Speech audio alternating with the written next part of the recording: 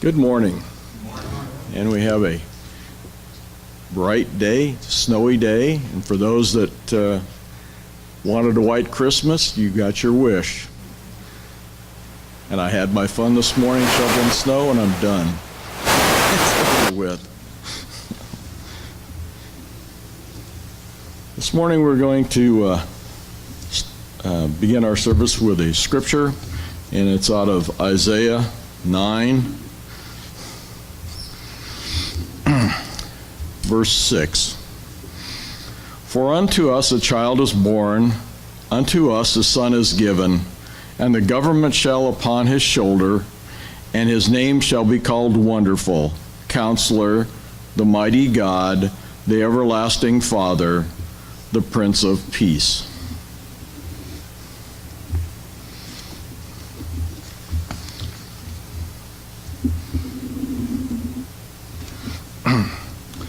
The most amazing truths of the Bible Christmas story revolve around events that make no earthly or human sense.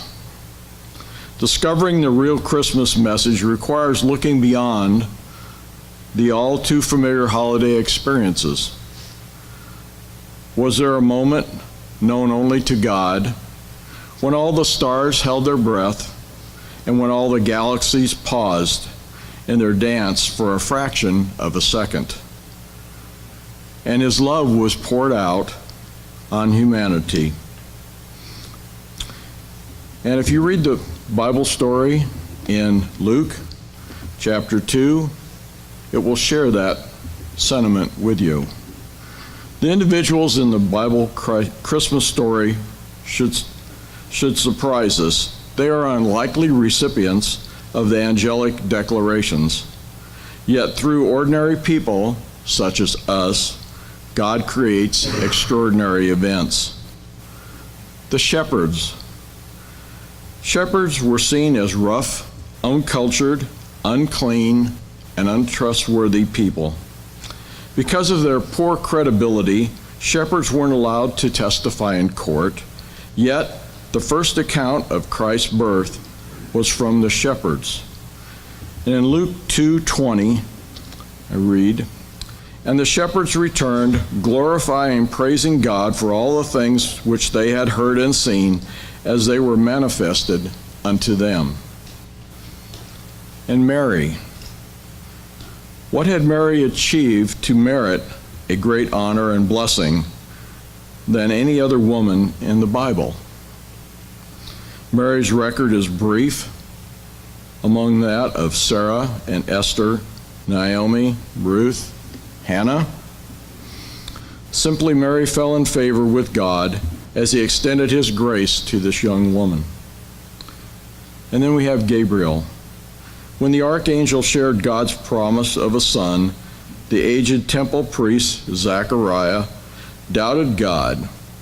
And in Luke 1:18-20, it says, Zechariah said unto the angel, Whereby shall I know this? For I am an old man, and my wife is still stricken in years. And the angel answering said unto him, I am Gabriel, who stand in the presence of God, and am sent to speak unto thee, and to show thee these glad tidings.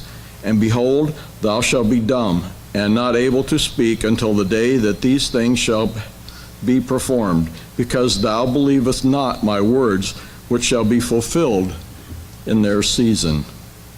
Zechariah was struck mute. Yet with faith, young Mary humbly receives Gabriel's great proclamation and responds in Luke 38, And Mary said, Behold the handmaiden of the Lord, be it unto me according to thy word. And the angel departed from her. It is easy for the words of the Bible Christmas story to be overshadowed by appropriate cliches. Jesus is the reason for the season, or keep Christ in Christmas. But let us shine a light again on this amazing truth.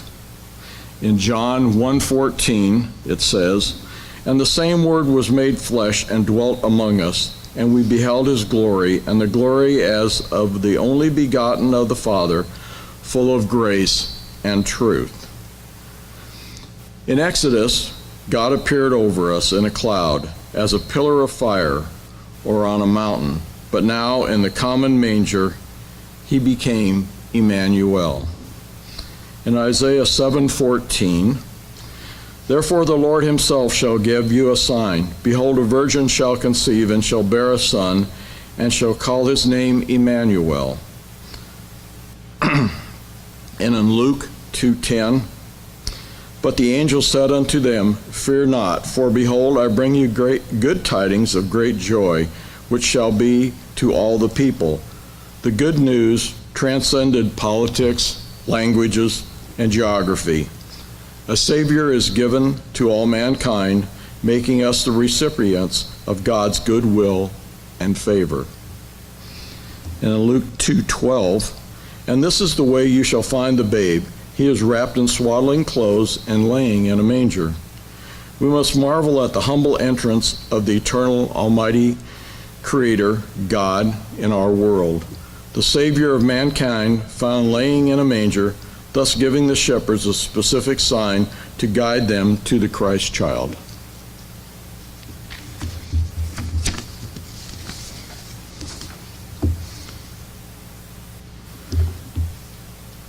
The Bible Christmas story, the uniqueness. When we stop to consider the Bible Christmas story, we might ask, what's wrong with this picture? In a world that God created, there was no room for him in an inn or anywhere. To have this child enter the world, to have this child enter the world in a place where few would even notice. God's return to his creation wasn't good news to everyone. No ruler was willing to advocate their throne. No palace opened their gates to welcome the King of Kings or the Prince of Peace. God, who is omnipotent, omnipresent, and all righteous, longed to touch everyone, the beggar, the leper, presenting himself as a helpless infant lying in a manger. Common folks can never visit the palace of a newborn king uninvited, but kings and princes can visit the manger. There is a difference for those who choose to accept Bible's Christmas story, allowing it to transform their lives. The nativity scene isn't designed to put us in a festive holiday mood. It should stir us to the very depth of our souls.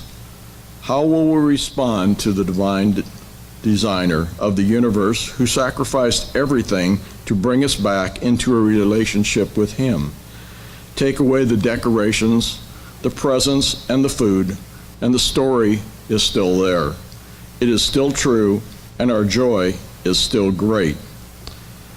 In John 3:16, it says, for God so loved the world that he gave his only begotten Son, that whomsoever believeth in him should not perish, but have everlasting life.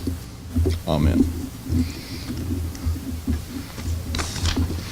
Please turn to hymn 114.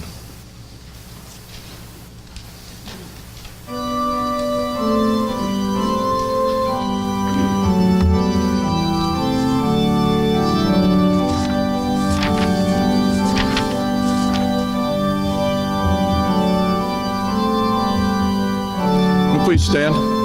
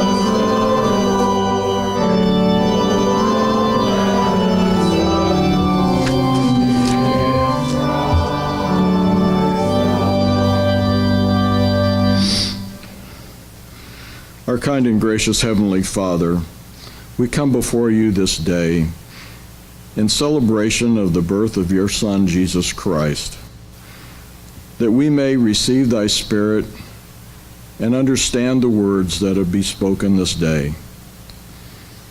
We ask a blessing upon this congregation and to those that are in attendance this day, that they may receive the Spirit of your Son, Jesus Christ. Father, we ask a blessing upon the service at this time in Jesus' name. Amen.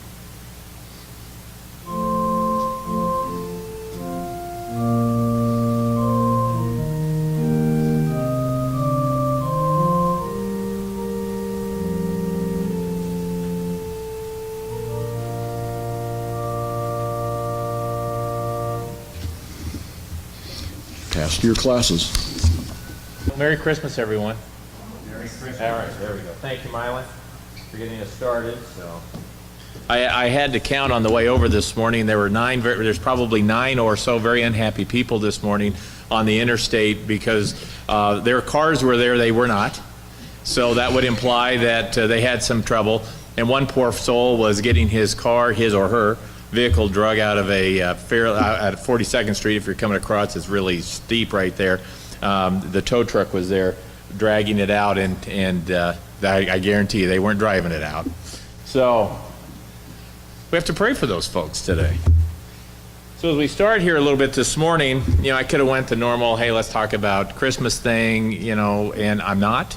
So, because when we know as Christians, as we gather together, if we haven't figured it out by now, about the birth and all that stuff, we're in trouble. So, what I thought we'd do is just continue on with the class that we've been talking about. And the reason being is because of the things that are taking place. And we see, if you think about the Christmas story, the whole Christmas thing, Christ, it was prophesied, and we're reading in the New Testament. The Old Testament about all of these. Everything is pointing to that which we will celebrate and recognize tomorrow. The birth of Christ, and then also it quickly moves to the resurrection, death, and salvation and sanctification. And that's one of the things when we take a look at what's happening even today, we see as the world is changing rapidly.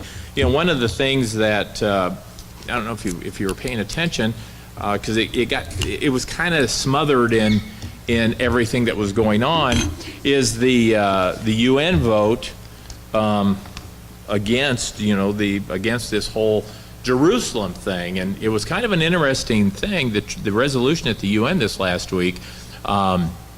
There were 9 countries voted against what we were doing, basically, because now they decided they wanted to take an interest in it, my words, and 35 countries abstained. Now, I thought that was interesting. 35 said, nah. And of course, the reason you see what happens is if you vote for or if you vote against, you're taking a side or a position. And there were only, like I said, forget how many voted with us. Wasn't that many?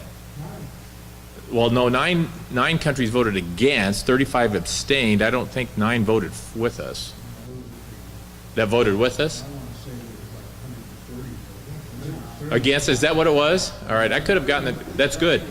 I'm pleased that you guys know. Yeah, is that what it was? Okay, very good. Nice job. So you all get an A today.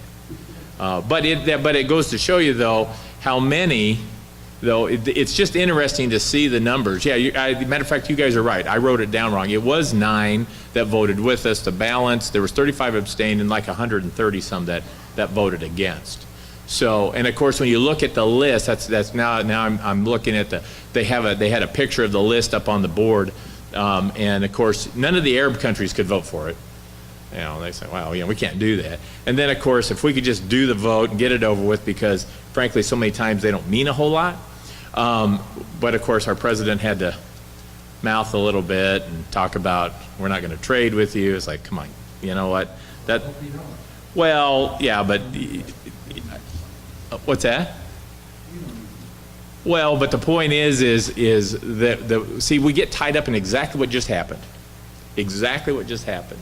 when it's such a great event, when we are recognizing and fulfilling prophecy by recognizing Jerusalem as the capital and all of these things, and yet we then just quickly drop it to, we don't need these people, I hope we don't do trade with them. Stop. That's not the point. That's not the point. The point prophetically is that we're living in a time that we're seeing awesome changes take place in history. For those that were around when Jerusalem was, when Israel was who was around when Israel became a country? Jack and Mylan and yeah, I didn't want to point him out, but that was a big deal, right? I mean, that was a big deal, and that was a prophetic event. You lived through a prophetic event. So we see. You're not talking about the War of '67. No, but see, that's another. Those that there were some of us that. This is still part of what's going on. Exactly, and so you can see what I'm trying to get across is the phenomenal things that are taking place prophetically in our lifetime. You know, I was in 1967. I was just a pup. I had no idea what was going on until later. Some of you might remember it a little bit better than me, but the fact that Israel won astounded the world. When you look back at those accounts, it astounded the world. And there are those that could tell you why. There's those of the secular nature that could tell you why. But we believe that it was because of the divine nature of God in protecting his people. So, and that's one of the things we have to do is we try to understand who God is. You see how quickly we can turn it to something that it isn't, and forget what it really is and what it signifies. And the reason I bring that up in the way, and Terry, I didn't mean to jump at you a little bit, but It's fine because we're going to be going to war with them. well, there's no doubt about that, right? Yeah, and it could be more, and even the 35 that abstained, you know, they're just standing on the sidelines because those 35 are going to be lining up with whoever they think the victor will be, right? They're Republicans. Oh my goodness, Brian, did you raise your hand? Yeah. Yeah. So, kind of look at it like, okay, two armies are getting ready to come together. Well, how many was there? 9 who abstained? No, 35 abstained, 9. Abstained. So Yeah. they're standing in the middle. Guess what? They're an enemy to both sides. Yeah. What did Jesus say about fence raiders? Yeah. Exactly. Because Exactly. they wouldn't choose. And to your point, and to Terry's point, what's happening, see, there becomes a division because, you see, you choose a side. And even by not choosing a side, you're making a choice. But these votes and these things that are taking place, they set up the stage for not what's happening today, but what could happen and will happen tomorrow. And how this will all line up. And, you know, calling that, I mean, doing what's happening now, it's a big thing within the Middle East. You know, there's Vice President Pence, of course, was making the rounds.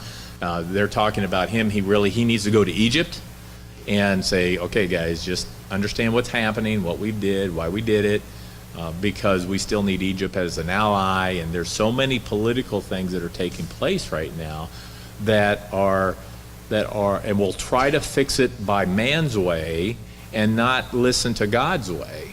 And that's where we miss. If we were to be doing this in accordance with what God would say, then it might still be as rocky, but we would have a firmer foundation. So, Terry, did you have your hand up? Okay. Oh, that's good, though. I want you to think. Well, you know, it's most important to us that we deal with truth, That's true. regardless of anything else. That's a great point. So, That is what the spiritual guides us for. yes. So and Terry didn't realize he was going to do this, but let's get into Jeremiah, because you just kicked this off perfectly, Terry. Jeremiah chapter 5, verses 2 through 4, and it's interesting how this is read, or how this is put together, because as we look at what's here, of course, you know, we're talking about the nation of Israel. But let's look at Jeremiah 5, 2 through 4, and it's you know, if you have your headings in your Bible or whatever, it's really what it is. It's Jeremiah talking about God's judgment to the Jewish nation, saying, hey, these guys, Jeremiah was as a prophet was saying, folks, I got to tell you, you've done some wrong things, and here's the problem. And that's prophetically, that's what many of the prophets of the Old Testament were trying to do, to bring the people back.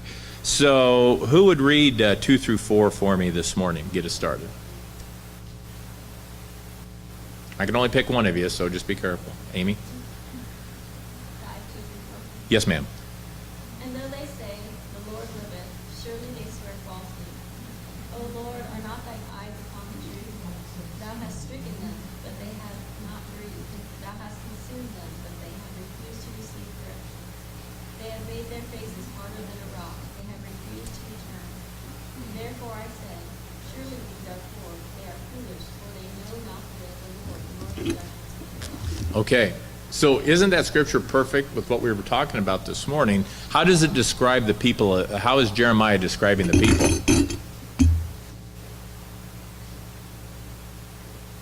That they're pretty nice and they're understanding and they're what? Like stone, and they're not willing. What's that? They're not truthful. And so we see, even today, we can see this, that now really what they're saying is very simply, are they prideful or are they willing to listen to the Lord? And Jeremiah is saying, even though you've stricken them, they have not grieved.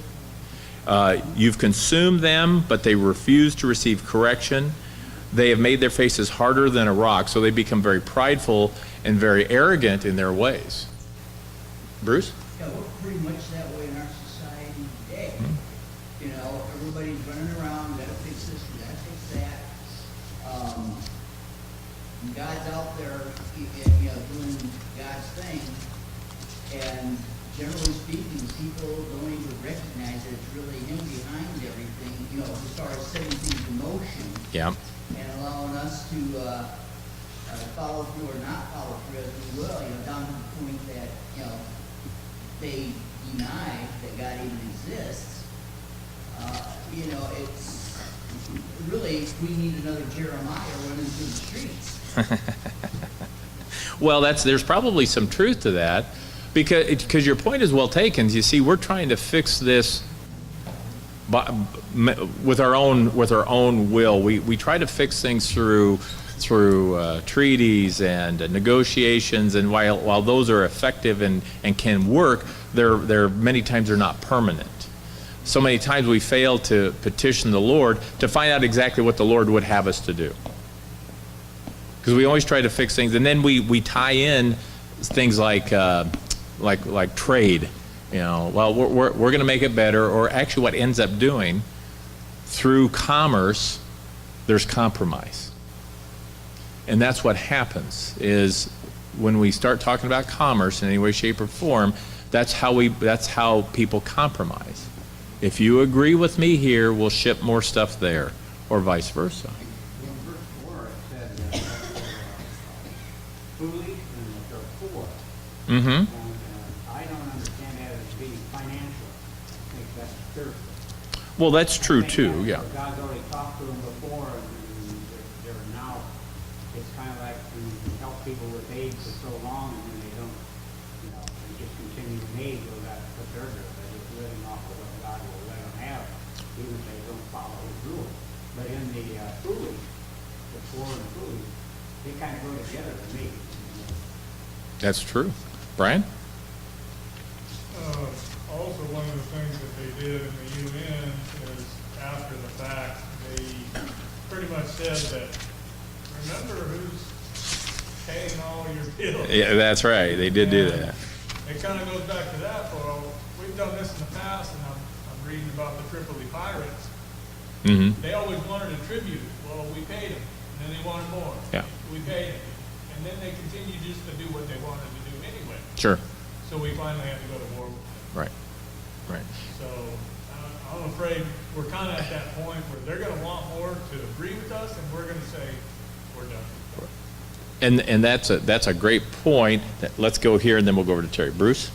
Yeah, but we've got to also realize that these governments are made up of individuals.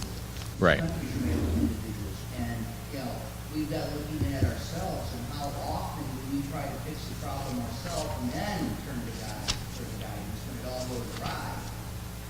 Or how often do we say, when he blesses us with something, say, boy, I was lucky. Yeah. Yeah, isn't that true? Terry? The system is not the system of Christ. Right. So what we read from it is because all we have to do is look at the author. Mm-hmm. That's true. Anything to Christ, True, but it has the effect of that. that is true. To do both good and evil. And so many are thinking they're doing good. When now let's say make sure we understand when treaties are trying to be made and people are trying to come to the table. Some are doing it for their own gain, but I think many are doing it because of the caring that they have, maybe for others. So they're trying to work within the system and with whatever that system that might be. Bruce? The sons of Levi took 10%, not of the salary, but of the increase. Mm-hmm. And then of that 10% of that went to the distributors. Now, in addition to that, there was the voluntary first fruits. And nothing could go beyond 15% of income. Mm-hmm. And it's the Babylonian system that started.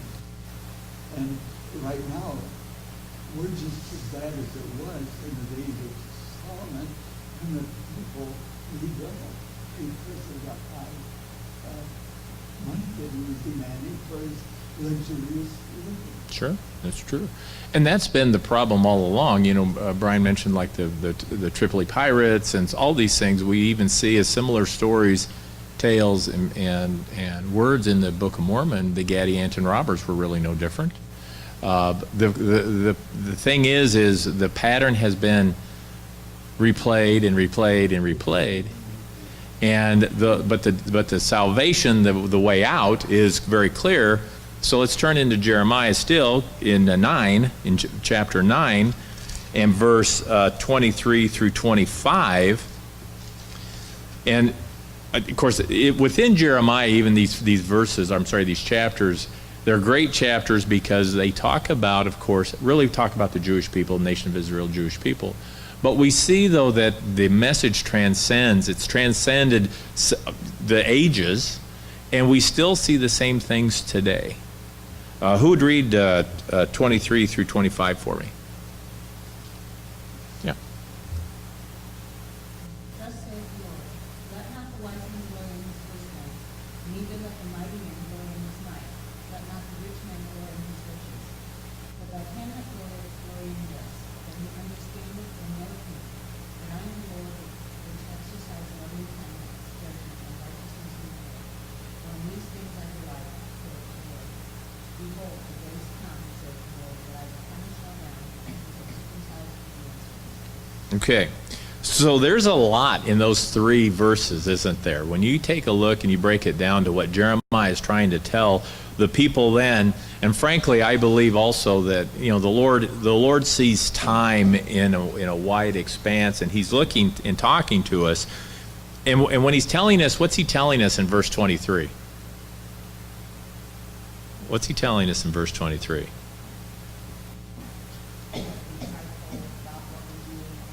Right. Exactly. That's great, Angie. It is not ours. It came from Him, because don't glory in those things that you have. Give honor to that which you've been given, and through who's given it to you. What about in 24? What is he trying to get across to us in 24?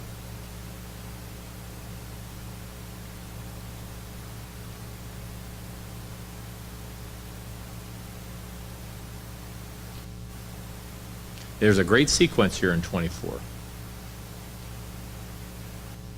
Anybody see it? I think we want to understand that no one has the most important thing in the only thing is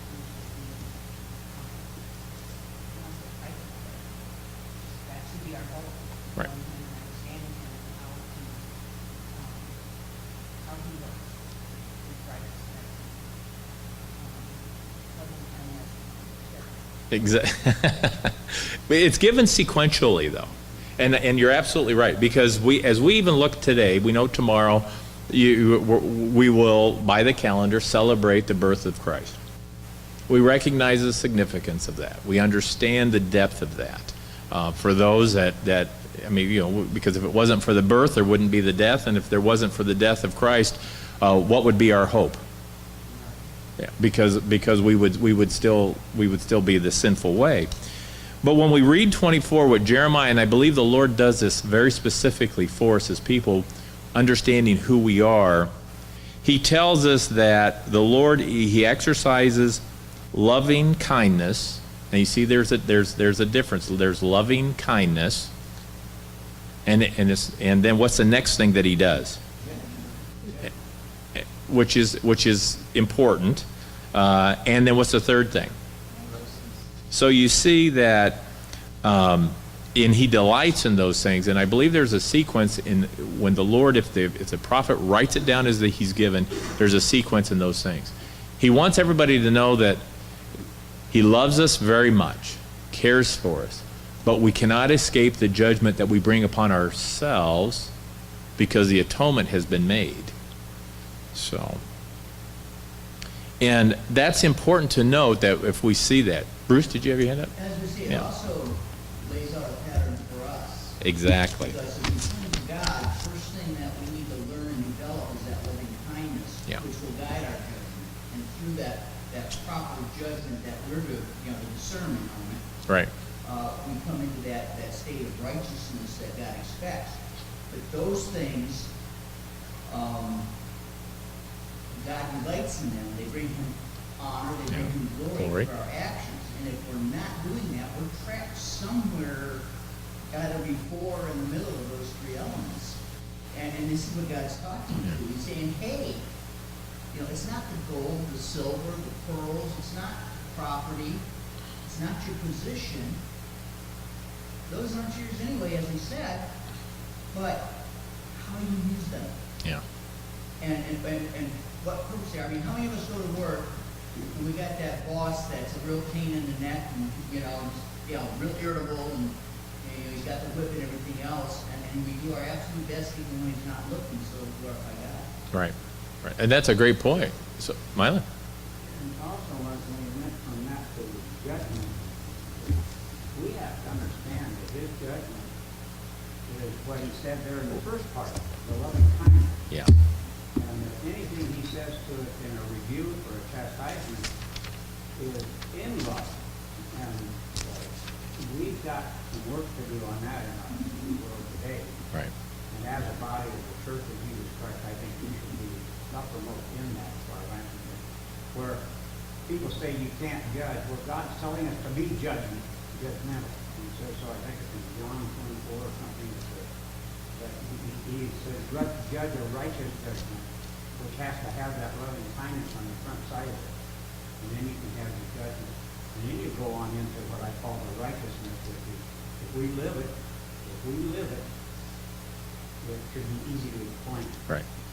But there's a balance, though, in all Yeah, things. there is. Because when I am a fallible human being. There's no question about it.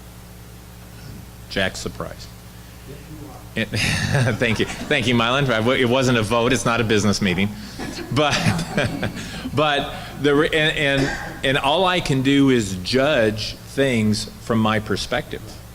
And what God is trying to do is help us see through his eyes, see through who and how he would want us to judge and how he would want us to see the things that are taking place. Whether they be things like we just talked about that are happening at the UN or the little children that are around us and how to treat them and to see everything through his eyes or through the eyes of Christ And that's what he's trying to teach us, train us to do.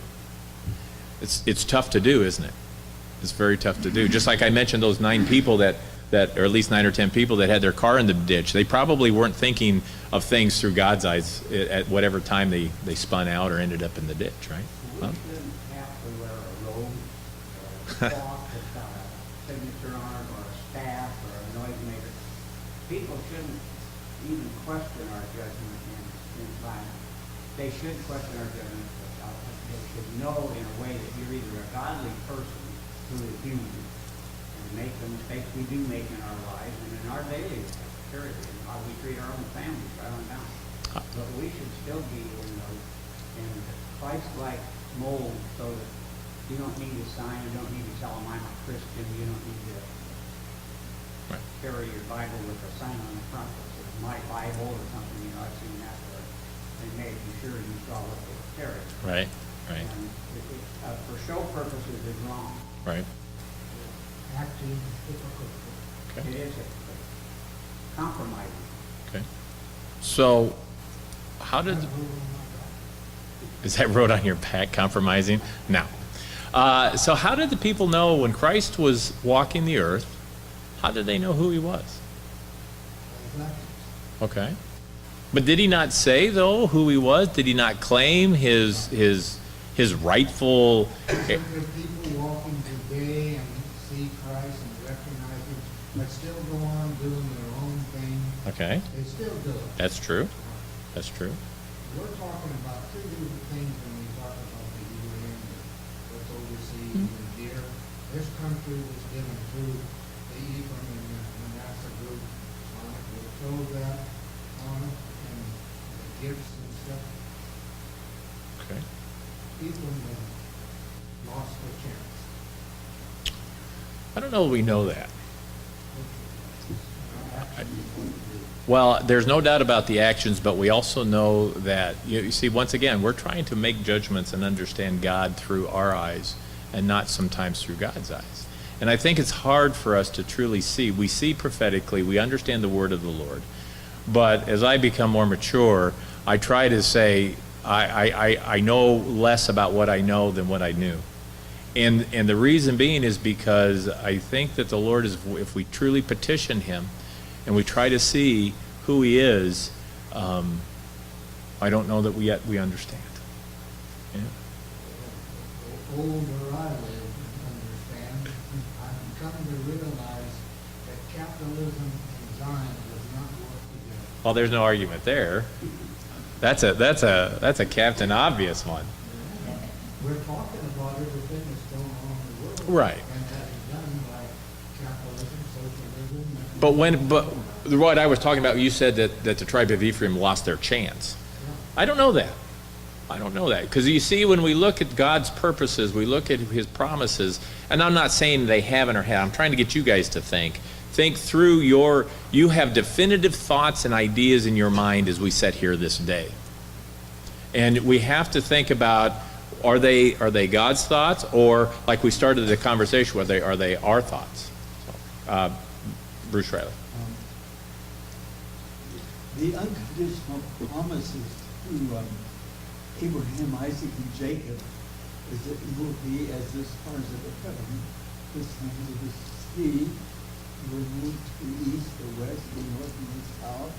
You will build up the waste places, and you'll be a blessing to everybody in the earth. Now, those were unconditional promises. And the Assyrians took over 200,000 of the tribe of Judah. Yep. And according to Jeremiah, there was only about 4,500 that went into captivity under the Babylonians. Now, right now, you have the United States, the only country in the world that was built on Christianity, and fulfilling all the prophecies that was given to Abraham. And in the early days of the church, people would, after baptism, and the priest talked to us, and they would be, oh, what did we? Many times. They've left the Right. Yeah, that's very true. That's very true. Because that's a good point. You see, we've walked away from what we thought would be traditions or many of these things, and I guess the point of what I'm trying to get you to do is to step back, and if we truly want to know who God is, we have to forget who we are, and to truly understand that we cannot look at things that God looks at with us still in the picture, because we will still taint the picture. Let me take you into Ezekiel 11. Now, by the way, there's things that have happened. There's prophecies. There are things to be fulfilled.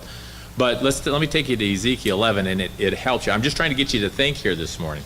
Because remember, the class we're talking about is we're trying to figure out who God really is, because if we understand who he is, then we have a better chance of fulfilling the covenant and living the life. So, Ezekiel 11, and let's see. Let's go to verse 12. Yeah, that'll get us verse 12. Who'd read that for me this morning? Anybody? Brian? And you shall know that I am the Lord, for ye have not walked in my statutes, neither executed my judgments, but have done after the manner of the heathen that are round about me. Okay, I chose that scripture for a very specific reason. I mean, there's a lot of good ones, but you see what is it? What is the proclamation here that Ezekiel is saying that as he's received it from the Lord? What's the proclamation here?